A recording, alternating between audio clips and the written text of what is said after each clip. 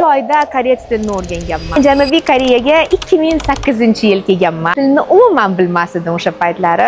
O'sha paytda aytganman, koreys tilini o'rganmasdan kelmaslik kerak ekan. Mendan keyingi keladiganlarga videolar qilaman deb o'zimga so'z berib qo'yganman. Mana shu fursat endi keldi. Koreys tilini o'sha men sevgan Chongugegedan O'zbekistonda Samoviy ishq degan serial orqali 100 martadan ortiq ko'rganman. Menga yoqqan gaplarini yozib olib o'rganganman. 3 oyda koreys tilini o'rganganman. Srazi Tamuna Center, Ansanshi Tamuna Kanjokchivon Centerga qatnaganman. Qatnaganimdan keyin mustahkam o'rganganman. Imonaxon 11 oylik bo'lganda SBS kanaliga meni ko'rsatuvga taklif qilishgan.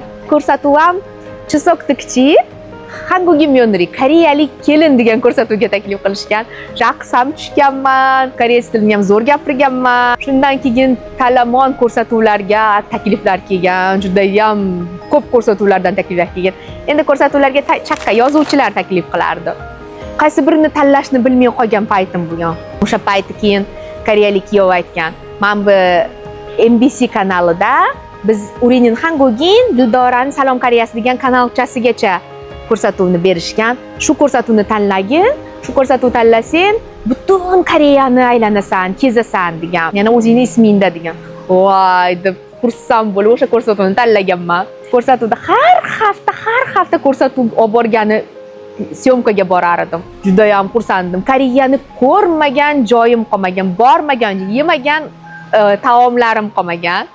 Lekin o'shalarni ham maza qilib yemas edimda. Shunda og'zimga sildim, mazzadirdim-da, menga yoqmasa, srazi sekingina kamerani o'chirishganda olib tashlar edim. Lekin mazzadirdim, xijolat bo'lasizda endi, bemazga meni og'zimga to'g'ri kelmaydi deb. Keyin koreys tilini ham shu ko'rsatuv olib borib o'rganganman. Charchab ketganimda olib borgim kelmay, yuzlarim yomon bo'lib ketardi. Oftoblar, dengizlar, quyoshga chiqardim, dengizga chiqardim, hamma joyga borardim-ku. O'sha payti kelib, voy, olib borgim kelmayapti bu ko'rsatuvni, endi unaqa sayohat qilgim kelmayapti deb yig'lasam, koreyalik kuyov aytardiki, "Sen qanaqa baxtli ayolsan? Ko'rsatuvni koreyaliklar pul berib, vaqt ajratish kerak.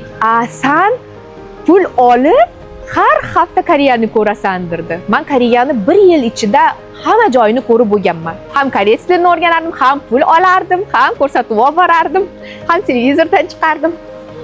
Shundan keyin OBS, Rachacha Uritumne, CJ Hello Vision, Hembokkan yo'qin, baxtli sayohat, hamma ko'rsatuvlariga olib boruvchilik qilganman. Men yaqinda endi mana kinolarda o'zimni sinamoqchi bo'ldim. Yaqinda mana serialda chiqdim. Bir dona seriyasida Pusan, mana o'shada ham Pusan shahrida, eng yaxshi ko'rgan shahrim Pusan shahrida bir kino serialga chiqdim. U ham bir dona seriyasida geroinyasini o'ynadim. U ham chet davlatdan kelgan kelin roli. Shu payt O'zbekistondan kelgan kelin.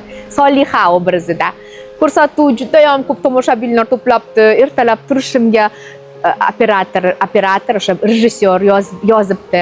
Dildora, men ishga kirganimdan beri, o'sha Pusanga ishga kirganimdan beri birinchi marta bunaqa tomoshabin to'plagani, rosa ham rahmat deb yozibdi. Shunaqa xursand bo'lib ketdim. 12-seriyasi rosa tomoshabinlar to'planibdi. Ko'p ko'ribdi. Men Pusanni o'sha paytlar ham oldin ham o'sha Pusanga sayohatga borganimda operatorlarim doim aytardiki, nimaga sen Pusanga kelganingda chiroylilashasan? Nimaga desam, ko'zlaring ham yonadi, chiroylisan derdi. Boshqa shaharlarga ko'ra Pusanga borganimda rosa chiroylilashar ekanman. Men xursand bo'lardim. Yo'q, men yaxshi ko'rgan shahar Pusanda. Qizalog'im ham kinoda o'ynadi. Qizalog'im aktrisalikka rosa qiziqqan. O'sha O'zbekistonga borganimda ham men o'sha Zulmat premyerasiga qizalog'imni olib borgandim. O'shanda ko'rib, uni ham aktrisa bo'lgisi kelgan ekan. Keyin maktab aktyorlik maktablariga berdim. Aktrisalikda o'qib ozgina entertainmentchaga kirdi, bir kichkinagina. O'sha yerdan keyin kastingga bordi. Kastingga borganda kinoga o'tib ketdi qizim ham. O'sha kinoda geroinyani o'ynadi. Ani Chumongda o'ynagan shekilli Ojio degan aktyor o'sha bilan o'ynadi. Kinosi chiqqan.